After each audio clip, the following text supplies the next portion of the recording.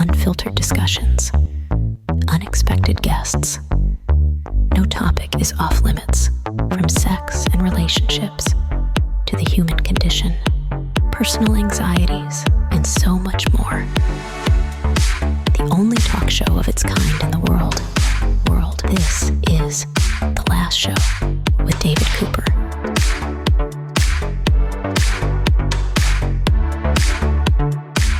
Hello and welcome to The Last Show. Happy Monday. Hope you had a nice weekend. Did you watch the Super Bowl? If so, how about that halftime show? Don't worry, we'll get into that later in the program. But on tonight's show, here is what we'll cover and here's what you'll learn. Some days you demolish your to-do list, and other days you struggle to send a basic email. In about 10 minutes' time, we'll break down a new psychology study showing how mental sharpness could give you a productivity boost equal to 40 minutes of extra work. And we'll show you how to guarantee a mentally sharp day. All you have to do is listen. Then after that, don't you love performance reviews at work? I always hated them, but they're being blown up by some companies. No more annual report cards. That's good news, right? Well, there's bad news. In favor of the dreaded review, people are getting constant feedback cycles and AI software to automatically generate your report card. So is this finally better for workers? Or just a smarter, high-tech way to stress you out? That is what we'll cover halfway through the hour. Those are some of the topics we'll hit on tonight's program. There will be more, you will learn more, but for now, let's dive in. Want to be part of The Last Show with David Cooper? Call us and join the conversation. 1-888-505-6644. We've all seen the videos online. They circulate of dogs pressing buttons to talk to their humans. But are they communicating ideas or are they just very good at pushing buttons? Let's look at what the science says about how well dogs understand language, or at least button language, here with Dr. Holly Molinaro, an animal welfare consultant at Animal Wellbeing Solutions. Holly, welcome into the program. Thank you. I'm always very skeptical when I see like a crow playing tic-tac-toe, a chicken playing tic-tac-toe, a dog pressing buttons like they know, oh, I'm ready for a walk or I'm happy. I think they've just memorized what to do to get a treat. I am skeptical, but people have actually researched this, haven't they? Yes. It's actually interesting because the researchers even doing the science on this stuff, it's really looked down upon in the scientific literature. People are like, most scientists are like, absolutely no way. But that means we don't really have a lot of science about it. And then there's some like the button pressing companies want to fund science to... Big Dog Button has got an agenda? Yes. Oh boy. Yes, it does. So there's not that much research on it right now. But what we know about dogs in general and like language in animals and all that stuff is that I think you're right to be skeptical. Dogs can learn. They're very smart. They can learn a lot of things. Like we used to train our dog at home to ring bells to go outside when we had to go to the bathroom. So we can train dogs to press a bunch of buttons to tell us, treats, outside, walk.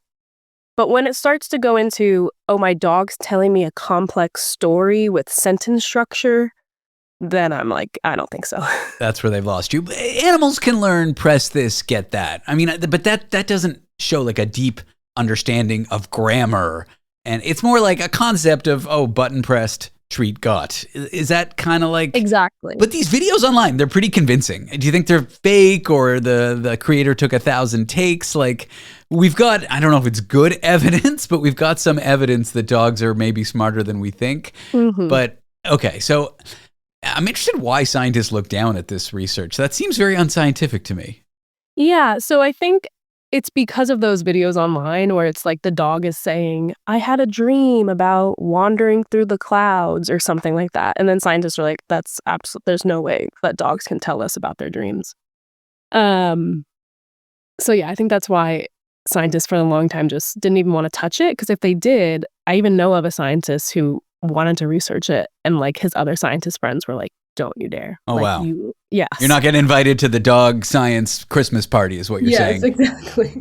Is there a difference between like intentional communication and just like, oh, I don't know, just a button press to get a treat or a button press to be let out to go take a poopy or something?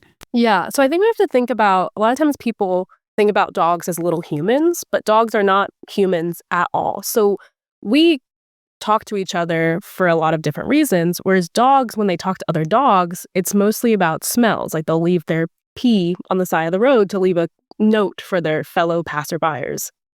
So they don't talk to each other like we talk to each other.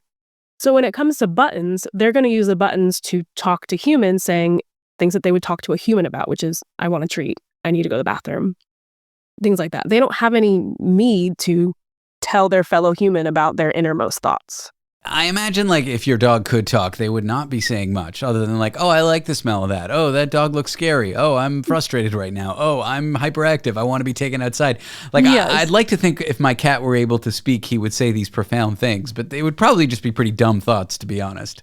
Yeah, to us, they would be dumb thoughts because we're like, do you have anything else to say? But they have such a different inner working life than we do. And so maybe if we probably don't even have the buttons to create to understand what they're trying to say or think. I've seen videos of parrots. They seem like they can speak English. Are they smarter than dogs, or are they just really good at like saying what we want to hear and making it seem like they're communicating to us?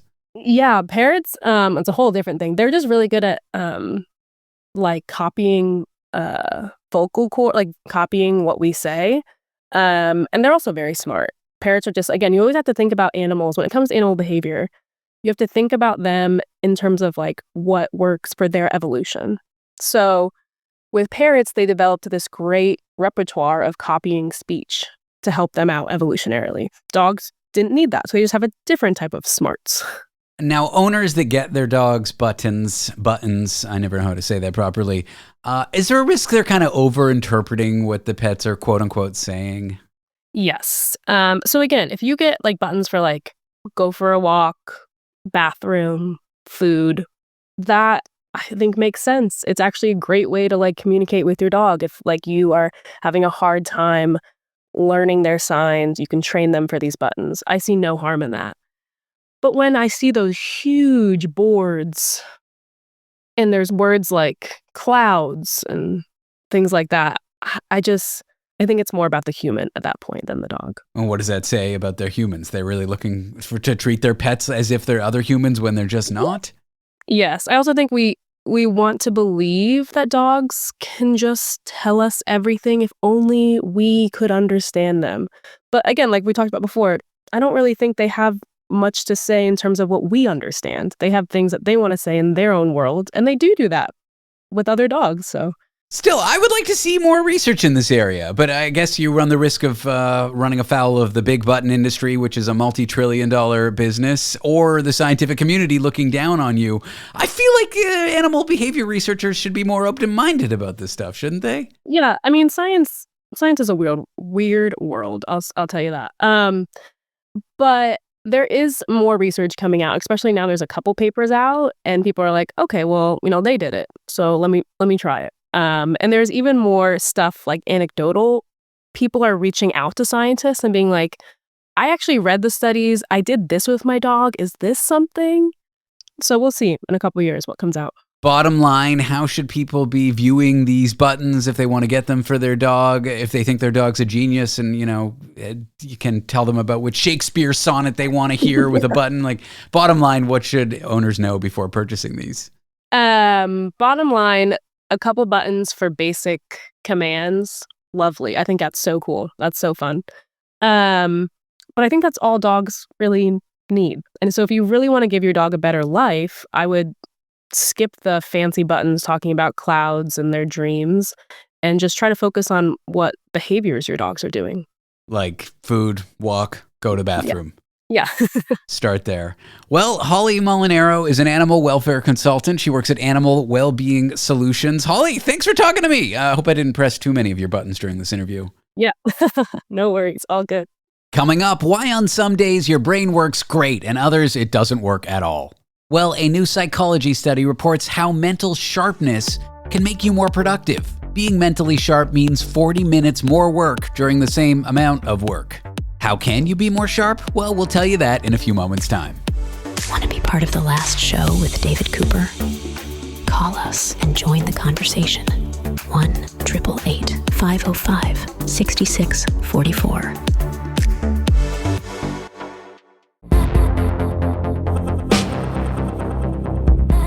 day is done. We're just getting started. The Last Show with David Cooper.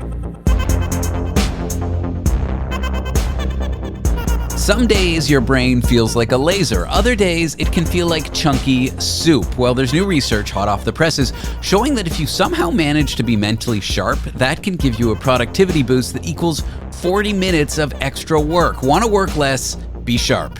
Let's talk about how. Here with Cendri Hutcherson, who's a psychology professor at the University of Toronto. Cendri, welcome to the show.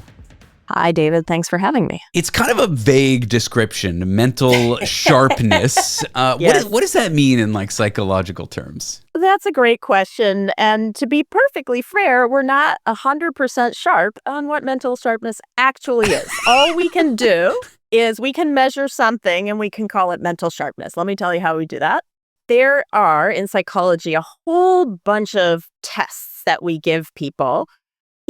Making little judgments about what a word says. Some of those are things like trying to stop yourself from doing things, like you're going on pressing a button and then we say, stop, stop, stop, and you're supposed to withhold a response. There are all these kinds of tasks that are generally thought to assess something about cognitive function.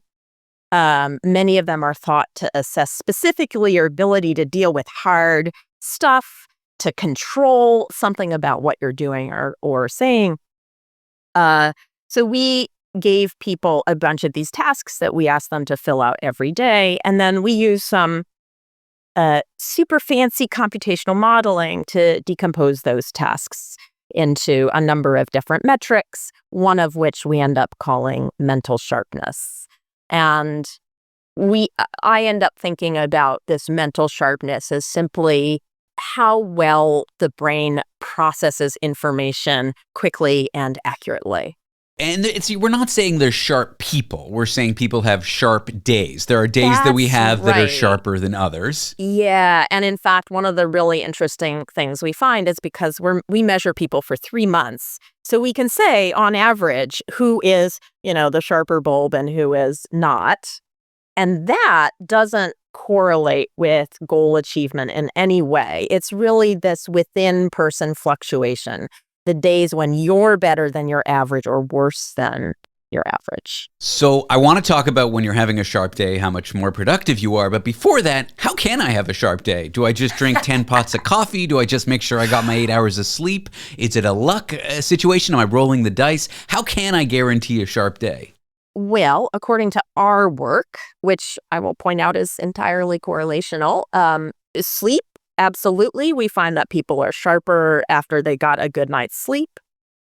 We find that there are a lot of emotional factors, so different mood states. So if you're super depressed, you're kind of fuzzy. Interestingly, if you're super anxious, we find that you're sharper. If you're excited, we originally thought that being excited would kind of pep you up and make you sharper, but it doesn't. It actually makes you, according to our metrics, a little bit fuzzier. We also find, interestingly, there are lots of debates in psychology about whether working hard makes you less sharp in the long term. And we find some evidence for that. So a single day doesn't really have any effect. Like working hard for one day doesn't really have any effect. But if you've been like grinding for a full week, we start to see those effects build up so that you're a little bit less sharp at the end of that week. Okay, I have pretty good context. I have a pretty good idea of what sharpness is, what a sharp day looks like, how I can have one. Let's get to the headline number, about 30 or 40 minutes of extra work. So if I'm having a sharp day and I put in a full day's work, I get just shy of an hour, close to half an hour. But how does that work? Yeah, so what we did is, in addition to measuring these fluctuations in mental sharpness, we asked people every day, how many hours did you work? And then we just asked them about their goal achievement, right? They had told us about different goals, and we measured a whole bunch of these subjective measures of how much you got done. And so we can say, how much does an hour of work allow you to get more stuff done? And then we can do the same thing for mental sharpness, not in terms of hours, but just, sort of your highest days versus your lowest days. And so we can put that variation into terms of how many hours is it equivalent to. And that's what we ended up finding, is that when you do that, you find that sort of your best sharpness days compared to your longest hour days is roughly, the effect is about 25% of number of hours worked. And that ends up translating into around 30, 40 minutes. Can I do other things like to have a more productive day, like be super conscientious or work on my own personal level of grit, my ability to persevere? Yes, absolutely. And in our study, we definitely found that people who said they were super conscientious, super gritty, super self-controlled, on average reported getting their stuff done better. We don't actually know, interestingly, how to really make people more conscientious.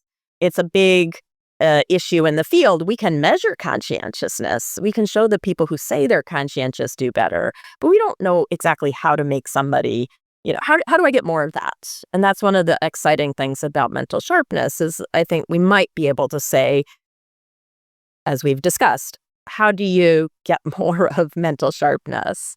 Interestingly, the other thing that we found was that mental sharpness, the effects of mental sharpness from day to day, don't really vary as a function of whether you're conscientious or not, gritty or not. So conscientious people have good days and bad days as much as the slackers do.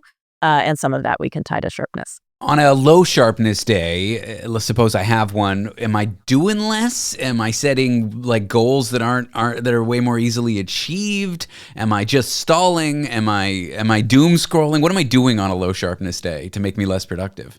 That is a really great question. We don't yet have a really great answer for you. I wish we did. No, it's okay. What we can say is we do think that you are just working more hours. So it's like you're able to push through a little bit, maybe more than you would normally. But the effect of mental sharpness actually stands apart from its effect on how much you're working. We tried to measure a number of other things around, like, what are people doing as a function of mental sharpness. We do find that they set harder goals for themselves on days when they're mentally sharp, and particularly in this group of students, we find that they're much more likely to set their academic goals on days where they're feeling super sharp and to basically be engaging in like self-care or like goals around family or friends on days when they're not as mentally sharp. So it does affect the goals that you're setting for yourself. Interestingly, we find that it seems to help you get your goals done, regardless of whether those goals are academic or non-academic, which I found a little bit surprising. Based on what you know, based on your study, based on your research, suppose someone listening wants to maximize being great at what they do, to maximize the odds they'll have a very productive day. What would they take away from your research? Sleep well, punctuate periods of hard work with enough rest to recover.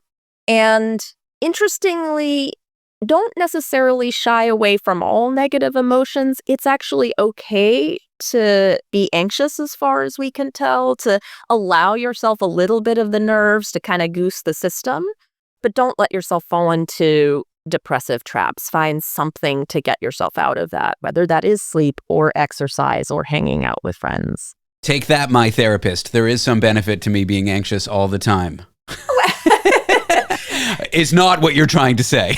It's not exactly what I'm trying to say. I'm not suggesting you stop taking your meds. A little bit more anxiety helps. We don't actually know whether a lot more anxiety might hurt, and it kind of looks like other work suggests that might be true. Well, Cendri Hutcherson is a psychology professor at the University of Toronto. Cendri, I've enjoyed the chat. Thanks for sharing your research with me. Me too. Thanks for chatting. Coming up, performance reviews at work. Don't you love them? I hate them, but they might be getting a makeover. But before you think all the dread is gone, what's coming might be worse. Constant feedback. And of course, AI. Employers could use it to watch you and generate your review automatically. So is this actually kinder to workers or just pressure with high-tech branding? That in a moment. Want to be part of the last show with David Cooper? Call us and join the conversation. 1-888-505-6644. Your above average intelligence brought you here. It deserves above average absurdity. This is The Last Show with David Cooper.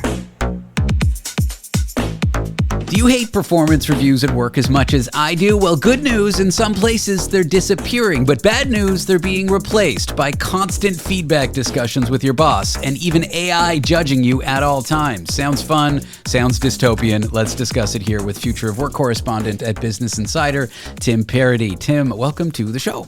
Thanks, David. Every quarter as a manager, I had to write performance reviews. I don't know what was worse, going through them myself or writing them. Let's start here. Why do corporations even need these things? I feel like in small, scrappy businesses, they don't even do them. But at large corporations, it's just like this slog you have to get through. Yeah, I mean, a lot of places use them for things like deciding who gets a pay raise, who gets promotion. They want to be able to show, merit. They want to be able to keep themselves from getting sued if they say, so-and-so got promoted over me and I do better work. So they do want a lot of places do want some form of documentation and accountability, but they're definitely not a fun thing for either side of the equation. Why do people hate them so much? Is it the reflection? Is it the feeling so exposed? Is it the being judged by your boss in a room alone with them with a piece of paper with bullet points about how you performed in the last quarter? I'm saying all this with no experience with these, I swear. Right. Why do people hate them? Well, all of the above for sure. I think the people who get them, often they come with the self-evaluation, right? Where you have to write about yourself and the things you've done well. So most people don't like talking about themselves that way. We're like, oh, I nailed this thing and I did this thing. It just feels weird, right? So it feels too self-promotional. Mm-hmm. And then the boss has to come in and then try to offer feedback in a way that's kind of constructive, but then some of the times they don't want to put down something that's maybe too negative because it'll be memorialized forever in this in-house review system that they're using. And so then they're always a little bit, at least oftentimes, are reticent about, gee, I don't know if I want to say that about this person. So then they kind of beat around the bush a little bit. It's just an awkward conversation from both sides, really.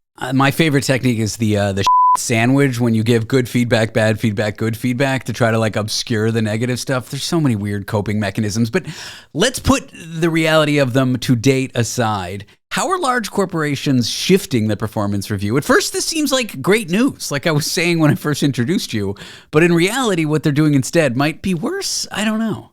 I think it's hard to say. I mean, this is not, on one hand, this isn't new. Companies have been trying to, they've known for a long time that workers don't like reviews. They take a lot of time, that, again, that there's the ick factor to it. Then there's also,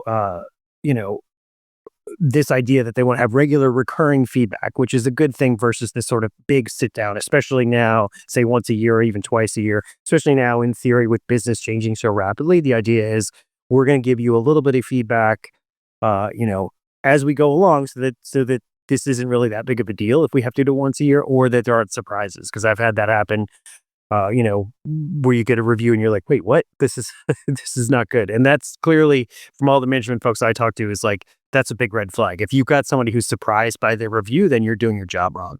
Before I made the career change into radio, I was a programmer at a big company, a software engineer, and I wasn't there when AI coding, vibe coding, using AI to write computer code for you, it was popular. But now it's kind of a fear that AI is coming for your job in a weird way. Sounds awful. Let's move that into performance reviews. Is there a world where corporations are using AI to evaluate your work and then sort of generate a performance review using all the negative things that large language models can have? Well, there are a couple sides to this, which is funny. So on one hand, that's a fear that some people would have, but I've also seen some survey data where some people are saying, bring it on, because people are biased as well. So not just AI models. And they think that, some people, particularly people who might, thinking of software, to use your example, thinking of women in coding, right? That's a smaller subset. They might say, I'll get a fair shake from the AI than I will from my sexist boss, right? Oh, wow. So they might actually prefer that. So I've seen some data around that. Interesting. But, yeah, I don't know that there's a ton of companies that are using all AI all the time to do this just yet, but who's to say where it'll go, right? And it is certainly a situation where you could see the power of that will be pretty tempting in the future, and to think we could check all the stuff that David does all year long and then figure out he's doing well here. He needs to work on this. So it's possible. You sound like my agent, but that's a conversation for another time. Are these changes meant to help workers, or are they really about like squeezing output from workers who are kind of slipping through the cracks, maybe mid-level performers, to make them feel more watched, more monitored, to make sure that like they're performing their best? I think it's fair to say that it's probably a little bit of both. I think that there are going to be some companies where they actually really want to help workers and sort of, work on this and promote people to be engaged and do all this sort of stuff. But certainly some of the, recruiter types that I've talked to about this say companies can do this because they have the power right now in the job market. So for them, they can sort of focus on who are the best performers and try to whittle down the list and potentially get rid of the people who aren't as strong. So, I mean, that's definitely a factor, the power there. I know you're presenting more of a neutral kind of opinion on this, and I see what you're saying about maybe a woman who's a coder in a male-dominated engineering environment, and their boss might be a little sexist. An AI review might give them the credit that they were being overlooked for. Fine, that's a positive. But I don't know, there's something a little dystopian about AI becoming your silent, big brother, grading you at all times, grading you when you sleep, checking when you clock in. Isn't there something not great about that? You just pointed to a few. There's for sure a lot of ways that this could go wrong and could be insanely dystopian, right? I mean, just humans aren't robots. And so to sort of judge humans based on the standard of a robot, of a, tireless AI bot that can do a thing 24/7 that you can only do for 8 hours. Even in those 8 hours, you can only do it for 2 or 3 hours really well, right? And the rest of the time is doing some other lesser work. So yeah, it's just a different animal. And so it would be very hard if AI was grading humans based on solely, say, output or some other thing that might be fine to check a robot on, but would not work for grading a human. Could companies be doing this secretly? Like you on your face at the end of the quarter, get your performance review in person. Your boss wrote it. They talk to your peers, blah, blah, blah, blah, blah. You get your score out of 10. But then meanwhile, the corporation is employing like sort of a shadow review or a shadow rating where they run AI on your performance and then get a magic number. Maybe it lines up with what you got. Maybe it didn't. All the while you don't know that they're spying on you like this. I'm sure that, somebody could be doing that somewhere. You mentioned, your boss wrote the review. Certainly a lot of bosses are using AI to write the reviews. Okay. It doesn't mean that they're necessarily that AI is making it up from whole cloth. They might get input from the boss, but they might say, hey, write this in a way that's, gentle on the criticism and is encouraging in the other things. And so, frankly, if I was a boss, I'd probably want to do that too, because who wants to sit down and write a review like that? So I actually think AI is probably already playing a role. As far as like the secret background stuff, it would be surprising to me if at some point you didn't find some company that was doing that in some way, right? It just seems almost like it's too tempting to have this guy with the clipboard in the back keeping score on everybody, Big picture here, what are performance reviews really about? Are they about fairness, about giving people recognition, or are they kind of about employer control, like who they can lay off, who they can tag as underperformers and try to get them to improve? Which one is it, or is it more complicated than that? It's kind of both. I talked to a couple of people, for a while, a decade ago or so, companies were like, we're going to get rid of performance reviews because they're terrible and we hate them and employees hate them and yada, yada.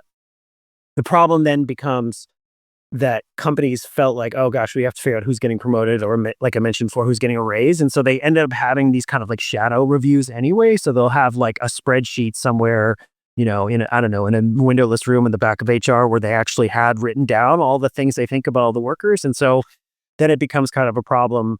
If you say you're not going to have these reviews, you still need some sort of mechanism on how to sort of rank people. It doesn't mean like the sort of the hardcore like rank and yank, as they sometimes talk about, where you just cut your bottom, say 10% of performers. But even if you're just trying to figure out who's doing well and what, it can be hard without some sort of system. So I think that's why companies do it. And I think they also want to have legal protection. If they're going to, again, promote one person and fire somebody else or do whatever else, I think they want to have some paper trail there. Well, I'm going to take the audio from this interview, Tim, feed it into an AI, and we'll get some feedback on how well it went. How does that sound? Sounds fantastic. Can't wait to read it. Tim Paradis is a future of work correspondent at Business Insider. You can read his article about this called Why So Many Companies Are Rethinking Performance Reviews. Tim, it's been a joy chatting with you. Thanks for being on the show. Likewise. Thanks, David. Take care. Don't go anywhere, because coming up this weekend, Bad Bunny turned the Super Bowl halftime show into an unforgettable performance with Lady Gaga, Ricky Martin, all the while doing it with Puerto Rican flair. I really liked the halftime show. What did you think? We'll discuss it in a few moments. Part of The Last Show with David Cooper?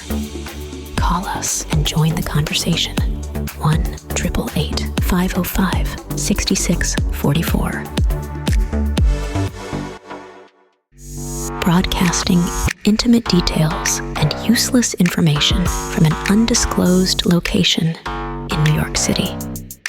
The Last Show with David Cooper.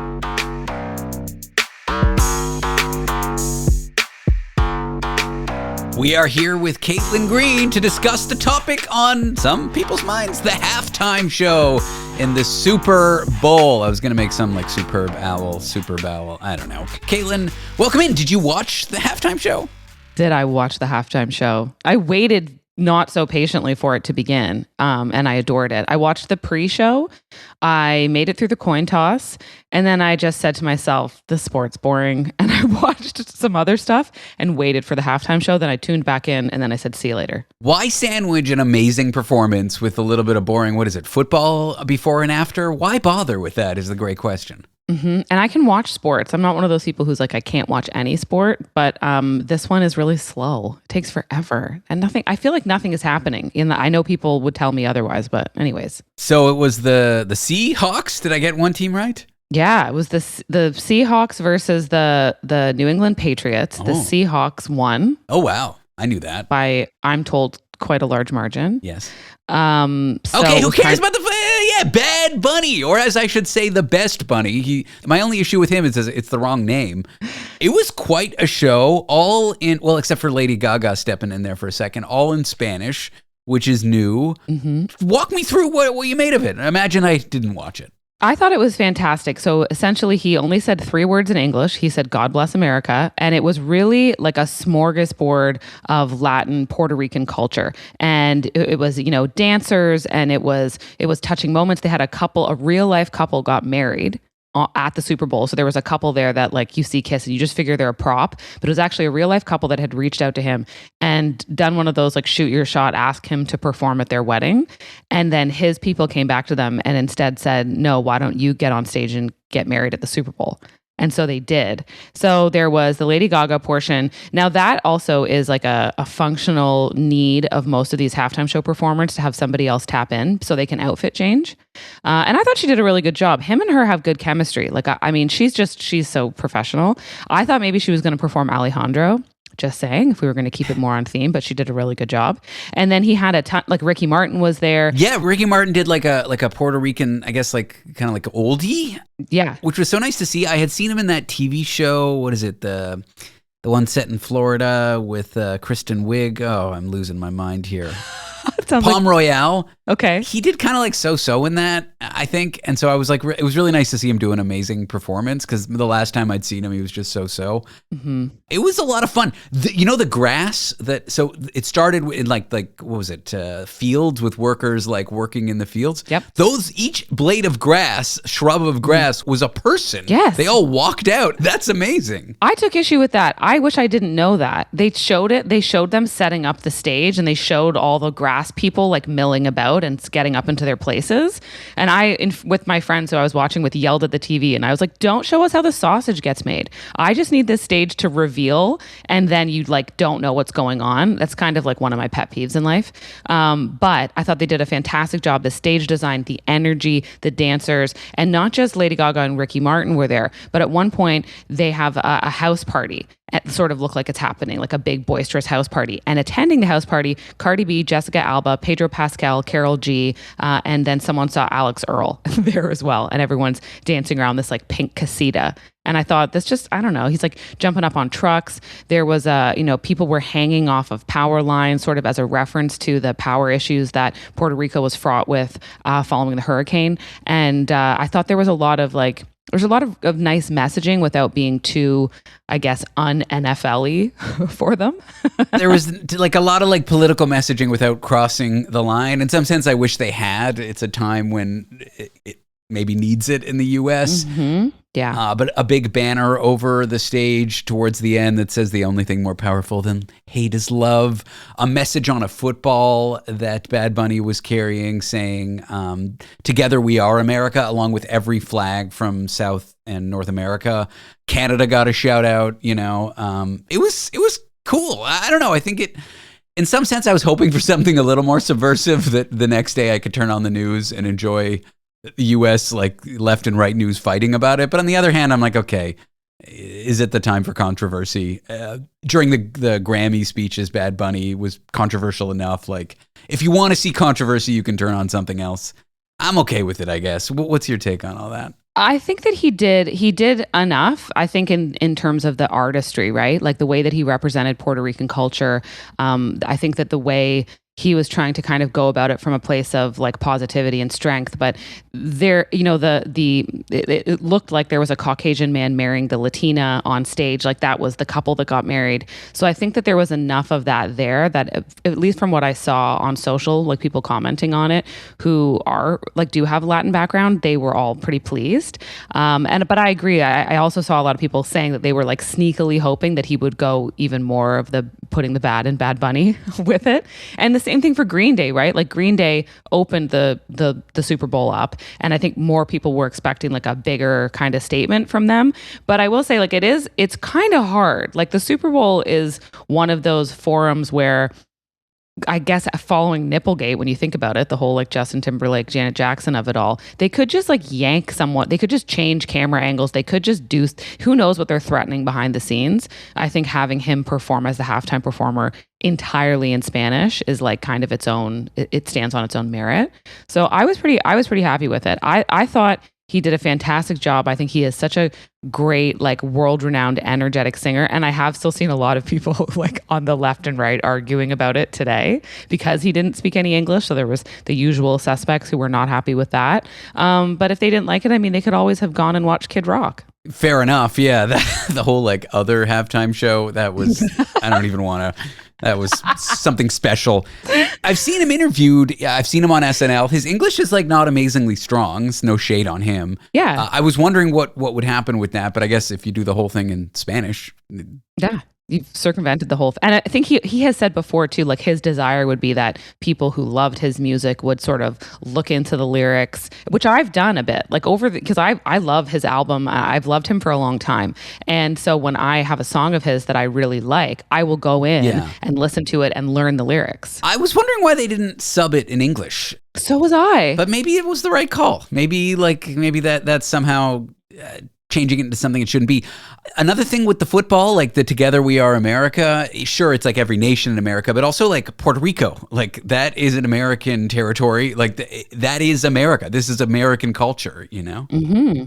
And it's been a complaint I've seen again, and I've heard from other friends of mine, like that, you know, it kind of like it's Central America, it's South America. Like we all get Americaized because of the way that the actual like words are for each like piece of the continent. And so they kind of, I think a lot of countries feel like they get absorbed into this culture that not only isn't really theirs, but sort of stands against them very often. And so I thought that sort of was an interesting bringing together of that momentum. It was like, hey, we're all the same. We're all supposed to be the same hemisphere, but we each have our own thing going on. Like they wanted to really represent their individuality and their culture. And I thought it was, I loved it. To say nothing also the fact that it was just solid entertainment. Yeah. I mean, I've definitely seen way worse halftime shows. He is a great energetic performer, and I can't wait for him to hopefully go on tour beyond Puerto Rico, because I couldn't swing a trip to Puerto Rico to see him, but man, would I like to see him live. I'm sure he will be touring. It is, I don't know. Pop music is so good these days. Mm-hmm. And for those who haven't seen it, check it out. It's the Bad Bunny halftime show. Okay, we got to get into more news. This one that we're going to talk about after the break, Caitlin, I love. Thank you for sending it to me. It is male private part gate, to say it in a radio safe way. We go straight to the Olympics, where there have been accusations of doping, injections into intimate areas. Mm-hmm. I'm like speechless, but we'll give people more information about it. If there's one nugget to tease people with about this Olympic private part gate, what would you say it is? I would say that not all unitards are created equal. Okay, not all unitards are created equal. If you want to know WTF we're talking about, we're here with Caitlin Green. We'll tell you more about it in just a few moments' time. Want to be part of The Last Show with David Cooper? Call us and join the conversation. 1-888-505-6644.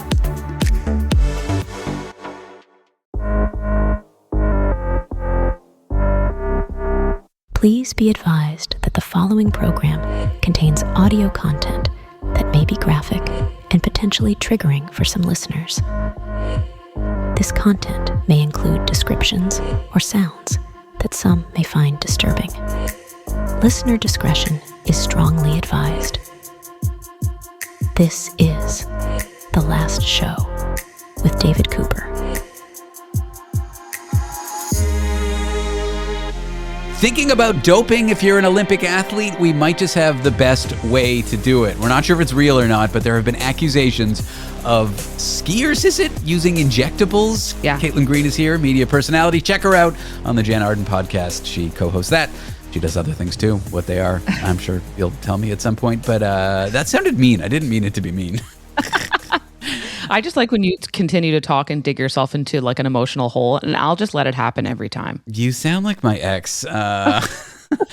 Okay, Penisgate. Fine, there, I said it. Yeah, there you go. You got it out of the way. Penisgate is a real sort of scandal that was popping up at the Olympics, and there were claims because the World Anti-Doping Agency had to do a full investigation about whether or not ski jumpers were injecting their penises with hyaluronic acid in order to fly further. So wait, what? Why? Yeah. Why would that help you? Why? Okay, please.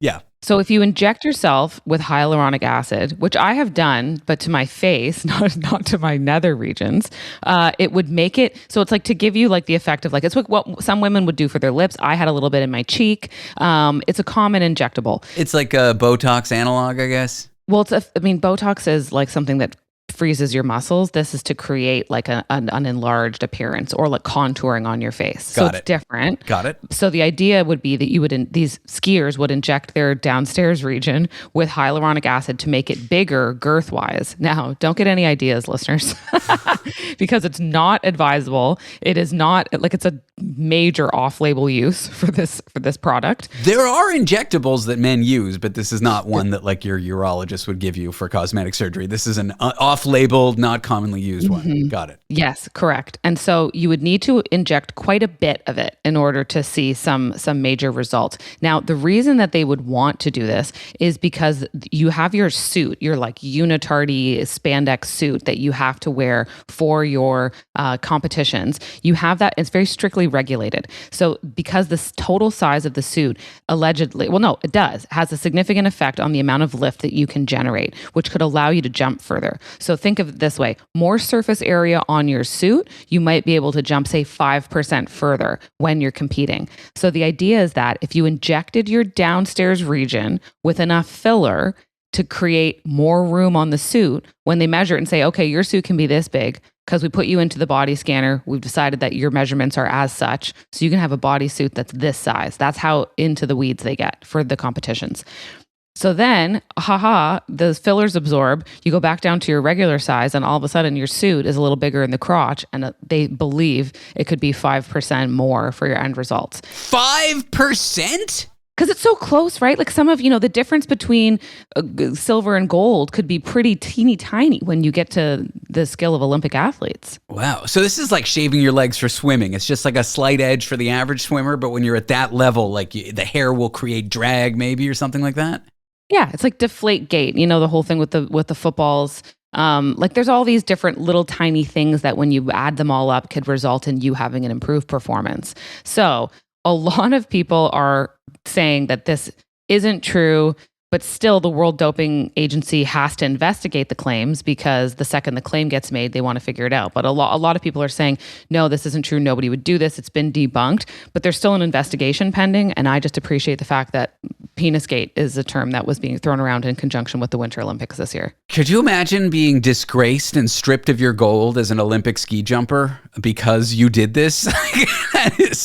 You got to go home and face your family, your friends, your coach, your teammates, all that stuff. And I think the last Summer Olympics in Paris, I believe, didn't one of the people who have to jump over the bar, didn't his male appendage knock the bar out of the way Wasn't that like a viral moment? I thought it was. I believe that it was. I don't remember it, but like this is what you'd be facing if you did this. Yeah. It's it's a good story. Thank you for sharing it. Okay, let's get to Harry Styles. Harry Styles fans. Yep. He's performing here in New York at Madison Square Garden. I feel like his fans like him a little bit.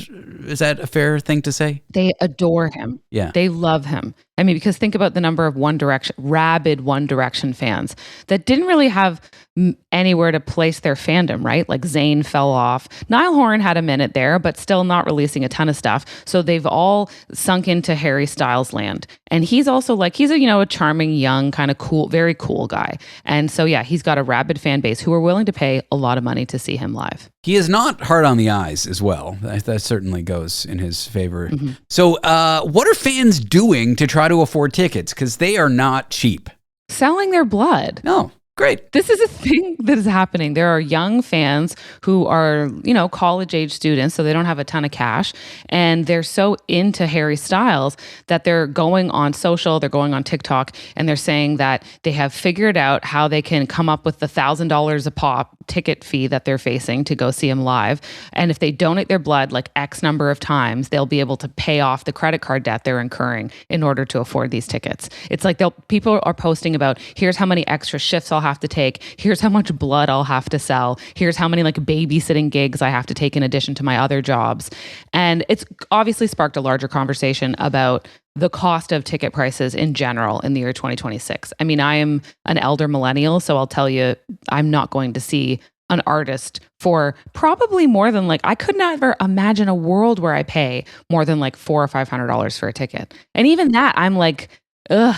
I have to be Rihanna. That's really it. And what's wild is he's doing 30 shows at MSG, which is and he's still selling tickets for $1,000. There's something like 500,000 tickets across the run in New York with 11 million people queued up to buy those tickets.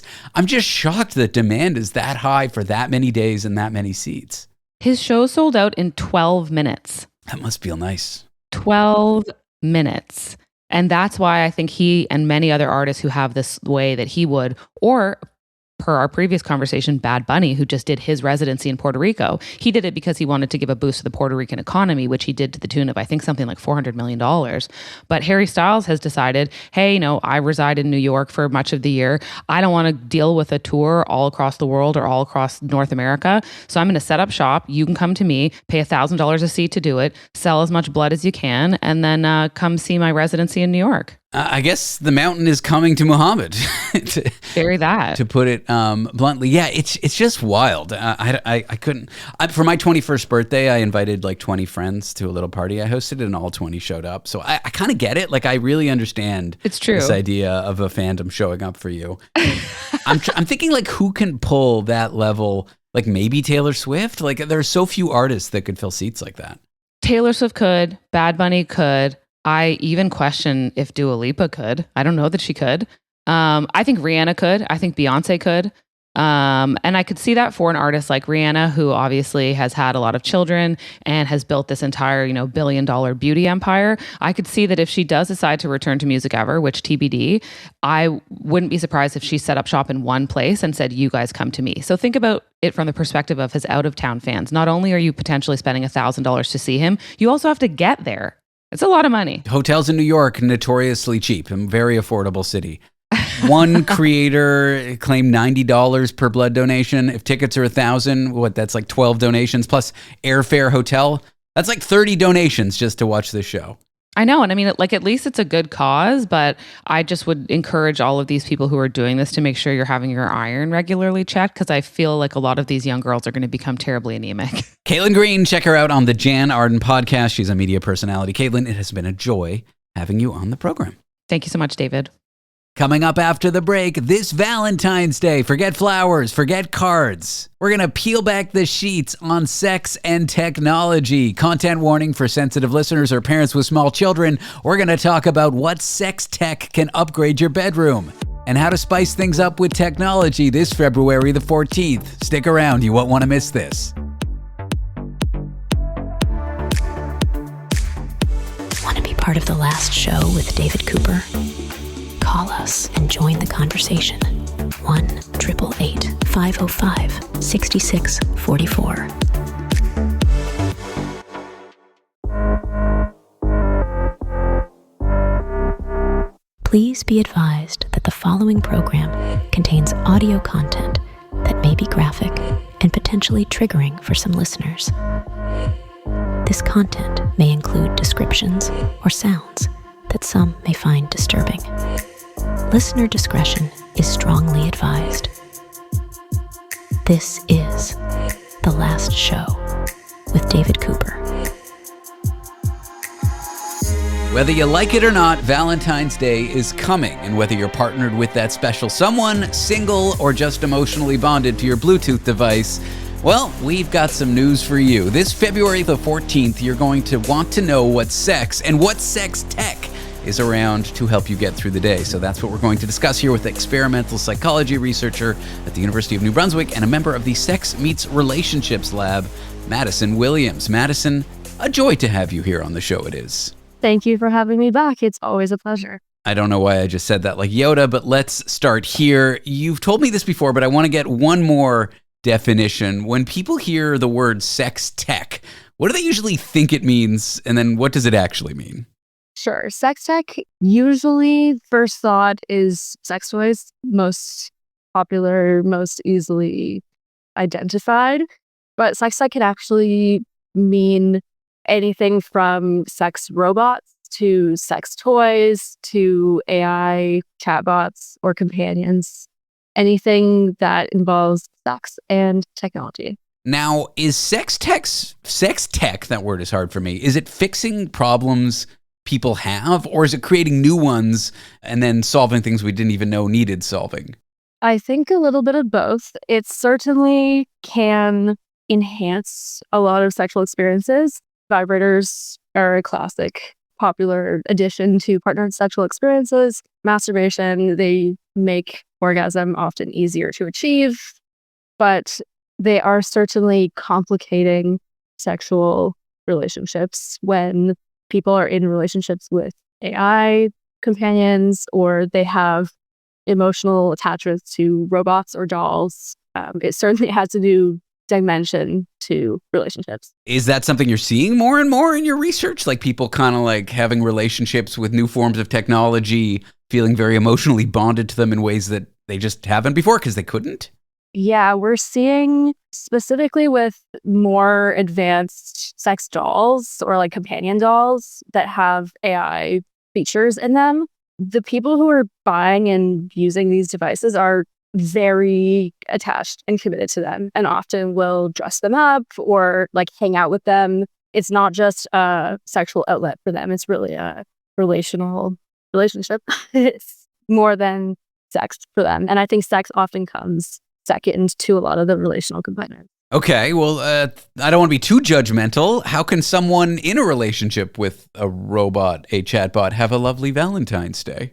Well, I think certainly the companionship helps, like just the feeling of somebody else being in the room with you, even if that's a doll. It's nice in the same way that like a stuffed animal might be like, you know, it's not an actual person there with you, but it's nice to have something for support. The dolls often kind of replace that type of bond. They can chat usually. People often will connect them with an AI chatbot also. So you can like text your robot, but it's actually an AI companion that you've set up to mimic that doll, which adds a new conversational element. Yeah, lots of options. Okay, well, let's talk about Valentine's Day for us mere mortals. It's a day that's loaded with pressure. How can sex tech relieve that pressure? Like, I feel like couples, they go into Valentine's Day sort of feeling like they need to have a great sexual experience. It's supposed to be the day where everything goes great, the bedtime activity goes great, but it doesn't always happen for everybody. You know, it's just an average day like any other. How can sex tech really relieve that pressure and make you have a great day on Valentine's Day? Yeah, good question. The toys are certainly your friend. Often the feeling of adding a vibrator or another sex toy into the bedroom feels like a replacement or like you're inadequate because you need to bring in this toy. But really, they just help relieve the pressure instead of having to work really hard or put a lot of effort in and make sex not enjoyable. Adding in some type of tech that can get you through the finish line easier is always good. Everyone is happy and it gets the job done quicker and with less effort. This one isn't necessarily about sex tech, and I didn't come up with this idea, but it's the first Valentine's Day, or I guess I should say the first Valentine's Day. The short on that one is everyone wants to go for a lovely dinner, probably like French cuisine, and you have like the heavy dishes and the dessert and the wine, the red wine. It makes you sleepy. You're full, and then you get home after a meal like that, and there's all this pressure to perform, but yet you're stuffed from the dinner. So the proposal here is engage in your intimate activity first. So you get that out of the way and then go have the decadent dinner so you can just sit on the couch, undo a button on your jeans, and kind of moan because you overate. What do you make of this one? Have you heard about that one before? Yeah, I have heard of it, and I think it's an excellent idea because even just getting home after 9 p.m. is bedtime for most people. So having all the fun parts done early is great. You have more energy, you're not full, and then you can just bask in the fullness and vertical or horizontal time after dinner. Let's talk about adding a little novelty in Valentine's Day for most average couples who haven't tried out anything fancy in the sex tech area. What would you recommend? Like, what's a fun entry for a couple to try a new toy that they might not have heard of, or maybe they just heard whispers of and didn't really know that they could buy it or it's on the market? Yeah, I think if they're into couples toys, there's a couple connected toys that both partners can wear. It's usually designed for male and female partners. You can put the devices on. There's different types, but usually some type of like ring and vaginal vibrator type thing that when you get close together, the pleasure becomes enhanced and there's vibration and there's pressure and there's sometimes even like warmth or different temperature sensations that just add into the mix of partnered sex, which is pretty cool. For something a little less advanced, I think a classic vibrator is very helpful. It's the easiest, most, easy thing to add into partnered sex, and it goes a long way for a lot of people. For someone who's single on Valentine's Day, what kind of tech can be empowering, or what kind of tech could they explore to have a great night by their lonesome? There's a lot of advanced strokers on the market these days that can sync up with porn and can sync up with kind of anything, even other toys. If you're single but have a partner far away or know somebody far away, you can have a vibrator and a stroker sync up so that it feels like you're having intercourse from across countries or cities. Those are always cool. Vibrators, great. Again, I will support the vibrator. Yeah, I'm hearing a common theme here. Is there anything around like 3D video? That really scares me. I have a friend, won't name names, who has like a 3D headset. That scares me. That seems so like immersive, but could that be a cool thing to try? Yes, definitely. There's certainly VR porn that you can put into the 3D headset that makes it feel like you're right there in the action.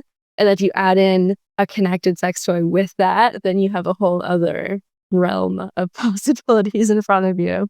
Well, having you on the show, Madison, may get me fired, but I am glad that we're getting that information out for folks on Valentine's Day. Madison Williams is an experimental psychology researcher at the University of New Brunswick and a member of the Sex Meets Relationships Lab. Madison, it has been a joy having you on the show. Thanks for educating us about Valentine's Day sex tech. It's my pleasure. Thank you for having me. Do you like what you've been hearing but want to see video clips of it? Videos of us interviewing people here on The Last Show. Maybe me asking a guest a WTF question. You want to see their response? Well, you can follow us on social media where we post clips from this show. Check us out at lastshow.pizza on every social media platform like Instagram or YouTube. lastshow.pizza. Give us a subscribe, a follow if you will. Coming up after the break. New research says 25% of us are cheating on our partner with television. That is, watching ahead, lying about it, and then even rewatching an episode with your partner, pretending like you never saw it. Is streaming betrayal harmless or a relationship red flag? We'll answer that in a moment. Want to be part of The Last Show with David Cooper? Call us and join the conversation. 1-888-505-6644.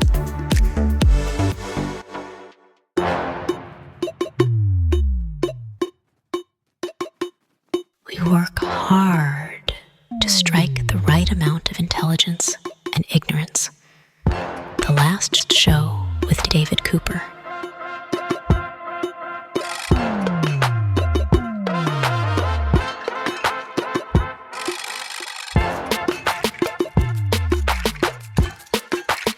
Nearly a quarter of people admit they're cheating on their partners. With Netflix, they're doing the hugely dishonest thing of watching ahead in shows and lying about it, covering their tracks, streaming cheating. That is what we're going to talk about. Is it a thing, and just how bad is it? That's what we're going to discuss here with Shannon Tebb, a boutique matchmaker and dating expert. Check her out at shannyinthecity.com. Shannon, what a joy it is having you here. It's always a pleasure, David. I don't think this is a big deal, and I have been corrected by my partner. Some people think this is just awful. Watching ahead in a shared couples show. Is it a huge betrayal, or is it just like emotional jaywalking? Not a big deal. Well, I mean, it's not like a huge betrayal, but I would say, like, if you're in a long-term relationship and this is the way you two spend quality time together watching your favorite Netflix series, then it is going to make the other person feel kind of upset, and like that special moment you have together is not being fulfilled because they're kind of cheating and watching it ahead of time. So it can make you feel like you're unheard to your partner. There's a lack of communication, and it can raise a few other red flags for like future conversations or things that happen within the relationship as it progresses. Oh no, I don't like what that says about me. Walking red flags. Okay, what are the potential red flags? You got to tell me. If I watch ahead in a show on Netflix, I lie about it, and then I sit there and I rewatch it, pretending like I didn't when we're in bed together. What are the red flags? Well, it could be like if you're lying about something so little like this, what else are you fibbing about? Oh no. So it can raise, yeah, and like that level of trust can be kind of broken because you could act like you haven't seen the show, but meanwhile, you can tell that you already know what's going to happen. So she may call you out that, have you seen this show at all? And again, like I said, back to the quality time together, it makes her feel kind of undervalued or unappreciated as well, because this time that you have together is so important. And then the lying to cover it up, I know that's a red flag. I once got asked, did you watch this show without me? Meanwhile, I watched it on my phone while she was asleep next to me. So I said, no, I didn't watch it without you, because technically I wasn't lying. That did not go over well, Shannon. How many, I know I said at the beginning, a quarter of people admit to this. Is that number surprise you? Like, that seems high to me. I mean, it doesn't surprise me because I think like a lot of couples have different schedules as well. And sometimes you just can't wait. Like the anticipation is there. You know, at the end of like a series, there's always that like cliffhanger moment where you can't wait to watch the next episode. So sometimes you may have that urge to cheat, right? Or yeah, like do that ahead of time. Isn't this a healthy way to get out that urge to cheat? Like on the Grand Taxonomy, having like a secret boyfriend that you have kids with and paying for his apartment and not telling your husband. That's pretty bad. This is like cheating light. This is like getting that urge met without actually doing anything too bad. Yeah, it's not a huge deal, I think, but it's nice to maybe like in order to kind of fix this scenario from happening, maybe you and your partner could talk about like what's the best day of the week where we can really sit down and give our time together to watch the series so that you don't have that urge to cheat. My girlfriend is just coming back. She was in London, England, and we were halfway through Heated Rivalry, and she was enjoying that show, maybe a little too much. I'm worried that she watched ahead without me. Look, another problem here with couples and TV, 19% of couples say they can't agree what to watch. I can relate to that feeling of being in bed and then trying to discuss what to watch, flipping through titles. You know, this is a common problem, just like figuring out the what, let alone the cheating. Yes, I've had this happen to me too. And this is where the element of compromise in the relationship has to come out, and being able to compromise and say, okay, maybe tonight I'll let him choose the action thriller. And then maybe next time you watch a different series that's more appealing to you. So it's really about compromise. being there for your partner, being communicative, and just having no distractions and just being fully together. And I think enjoying that show also creates like more intimacy, and it makes you feel like you're both trying to figure it out together, which is fun. But isn't flipping through titles and watching previews for 3 hours, arguing over what to watch, isn't that quality time spent together? Well, that kind of drives me crazy, but it's like, just pick something already. But yes, it's all about deciding and making choices together.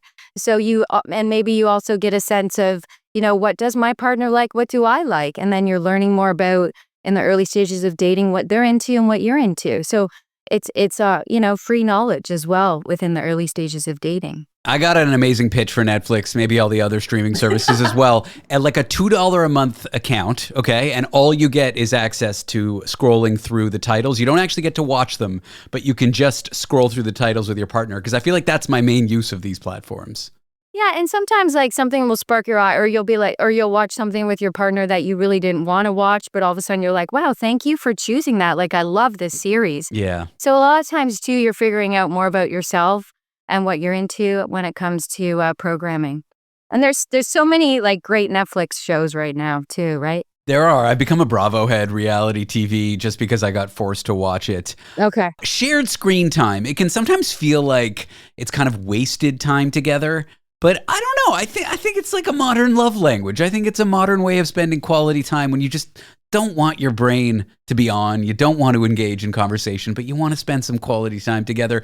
I argue in defense of watching TV together. I do think it's intimate time spent. What do you make of that? Yes, I 100% agree. I mean, sometimes we just want that comfortable silence, with the Netflix show on, but without us, talking or having to debate things. It's just like a simple, calm moment together, snuggled on the couch, eating your favorite snack.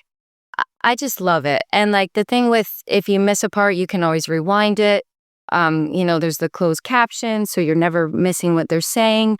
And you can also take breaks. So maybe your spouse wants to have a Netflix marathon and that doesn't work for you. So you're able to take breaks and decide when you want to watch the scheduling.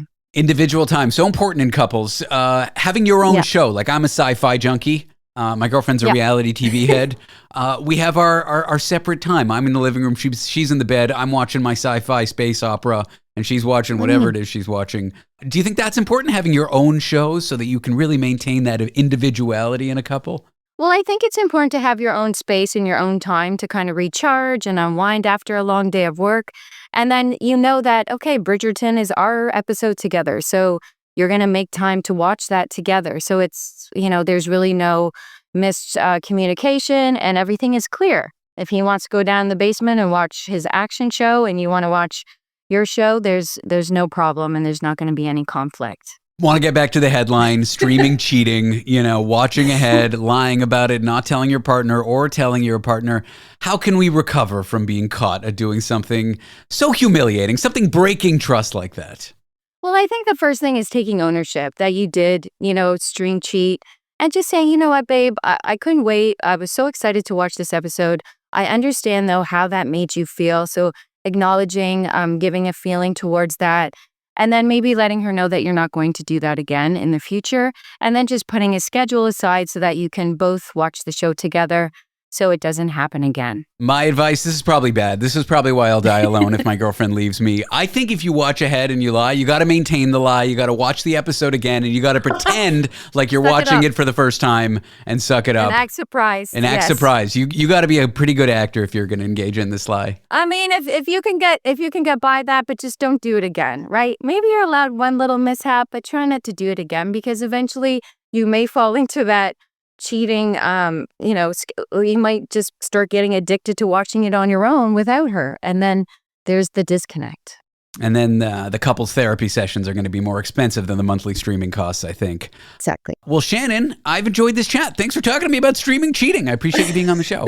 Thanks for having me. Shannon Tebb is a boutique matchmaker, dating expert. Check her out at shannyinthecity.com. In a few moments' time after the break, well, first, let me paint a scene for you. The doorbell rings. Dinner arrives, and somehow everything feels better. You get delivery, you get takeout, and it becomes a sort of reward, a comfort, an end-of-day ritual after a great day at work or a terrible one. There's psychology about why takeout is so comforting to us, and that's what we'll cover in a few moments' time. Want to be part of the last show with David Cooper? Call us and join the conversation. 1-888-505-6644. We're here because your heightened awareness deserves heightened entertainment. The last show with David Cooper. Did you have a particularly great day at work or a downright terrible one? In either case, chances are for you, dinner showed up to your place in a takeaway bag. Takeout seems to have become our universal reward, our comfort, our emotional support meal, a way to treat yourself when things happen at work. I am here with Dr. Suzanna Forwood, a psychology professor at Anglia Ruskin University, who has studied just this. Suzanna, welcome to the show. Hi, thank you for inviting me. When you and your fellow paper authors, professors were sitting around thinking about what to research, did you think, hey, we want to just get some takeaway and have the uni pay for it? No, so this is nuts as a topic for research. So my area is normally like regular food choice. And I was chatting with a colleague who works on deservingness and social justice and the idea that we do things because we feel that we deserve them. And this paper was a mashup of the two. So this is what happens when two academics with non-overlapping topics kind of come up with something in the middle space. It's all about self-gifting. So what do we allow ourselves to do, either because we're celebrating a success or because we're consoling ourselves from a bad day? And we were really just interested in exploring the relative likelihoods of different behaviors. Takeaway wins over the other four that we looked at. But what this study really points us to is that this is a huge area, actually, self-gifting, what the little daily behaviors that we do when things are going great or things are going bad. There's quite a lot of questions in this space that haven't really been explored fully. So I'm not going to be able to answer all your questions, but yeah, it's an interesting one. Look, here in North America with these fancy apps, you know, these delivery and takeout apps, the orders have gotten so expensive. I do feel like it's a reward when I've had a really rough day or when we're celebrating something like some mini milestone. It kind of has to be. Anecdotally, like I completely agree with what you found, but let's talk about how you actually figure this out. How do you figure out that people are rewarding themselves or treating themselves on a rough day with takeaway? So what we do here is a little bit of hypothetical. So on this study, we're asking people to imagine a day, and they are actually randomized to different instructions. So some of them are asked to imagine a regular day. Others are asked to imagine a really bad day, and we give them a kind of your meeting went badly, your boss is upset with you. We kind of gave them a bit of an unpacking of what a bad day might be. And then the third group were given, you've had a really good day, that you nailed that meeting, and your boss has taken you on side and given you a little well done, and your teammates are really happy with you. And so everyone didn't see the others. They only saw the version that they had. And then what we did was we asked them, okay, imagine you've had that day.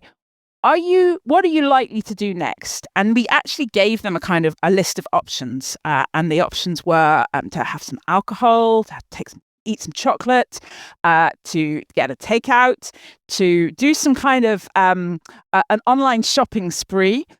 We didn't say what they might want to buy on that shopping spree, but you sit at the computer and have fun. And the fifth option was a bubble bath. Ooh, bubble bath. So again, all those behaviors, we were very aware that not everyone is going to do all of those things. Maybe you don't have a bath.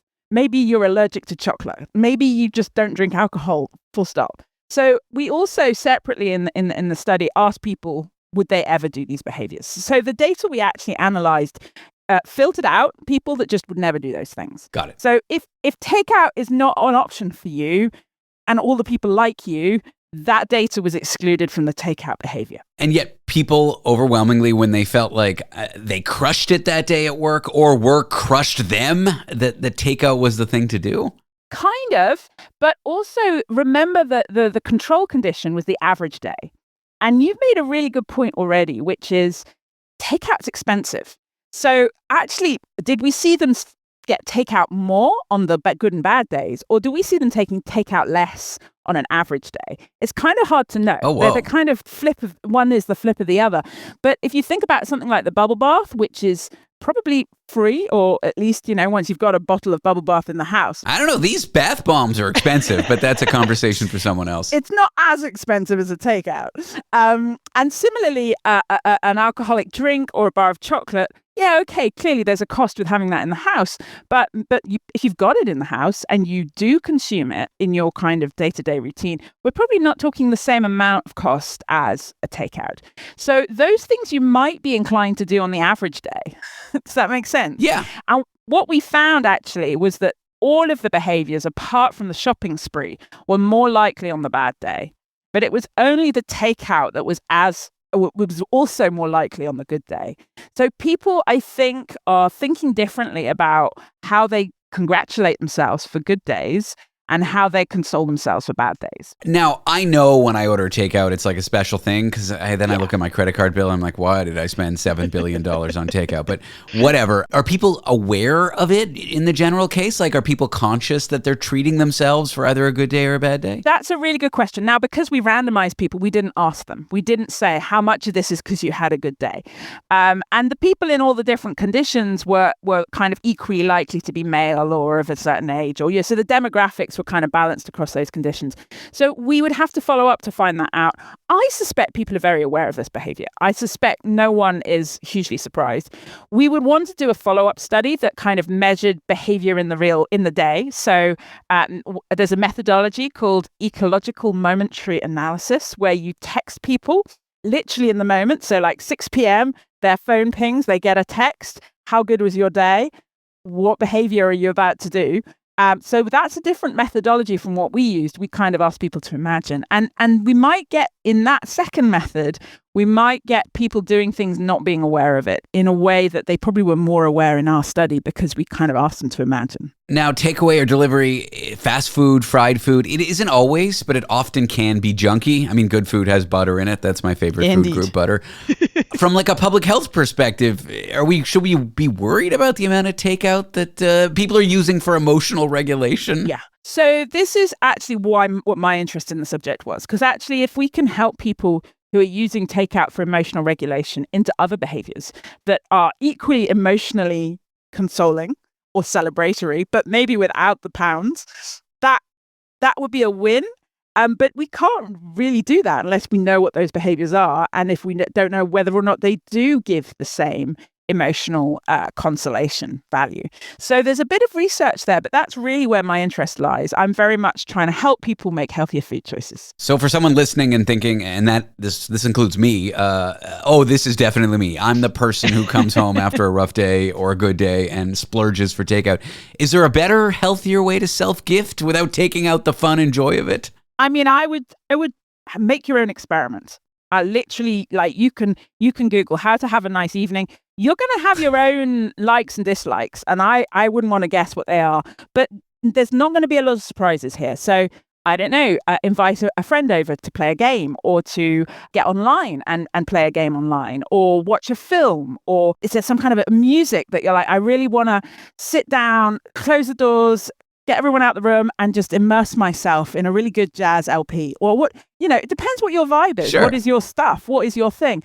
My advice would be anything that's kind of sensorially immersive, anything that that kind of takes over all your senses and makes you feel a bit different is likely to be effective. So takeaway kind of does that. It takes us to a place which isn't the everyday. It's not stuff we cook ourselves. And that's really where the value lies. Do you think rough work culture, like stress, long hours, burnout, feeds into why food has become such a comfort, such an emotional reward? I don't know. I suspect there's a commercial edge to this. People are making money out of this, and it's very, very effective money-making strategy, telling you that eating indulgent food will make you feel better, sell stuff. I hope an advertiser for like an unhealthy food company isn't listening, because this could like help them plan an ad campaign. Had a rough day, order this fast food. They know this already. They've been playing this game with us for ages, and that may be part of the kind of implicit messaging that we've taken on board from advertising. Well, Dr. Suzanna Forwood is a psychology professor at Anglia Ruskin University in the UK. Suzanna, thank you for talking to me. I appreciate you coming on the show and sharing your research. No problem. That's a wrap on the show. We'll be back tomorrow night. Don't forget to subscribe to our podcast. If you search David Cooper Last Show on your favorite podcast app like Apple or Spotify, we'll pop up. You can subscribe and listen to some of these interviews that you loved. Hey, you can even send an interview to your mother-in-law to prove a point if you heard something that proves it wrong or something like that. I'm David Cooper. This was The Last Show. Welcome to Survivor 50. February 25th on Global. We chose you to represent 25 years of the greatest adventure on television. It's the biggest season ever. The twist is going to open up Pandora's box. Now I see Zach Brown on Survivor. Welcome to Survivor, Mr. Beast. Feels a little like a high school reunion meets a massacre. Survivor 50th season, Wednesday, February 25th on Global. Stream on Stack TV.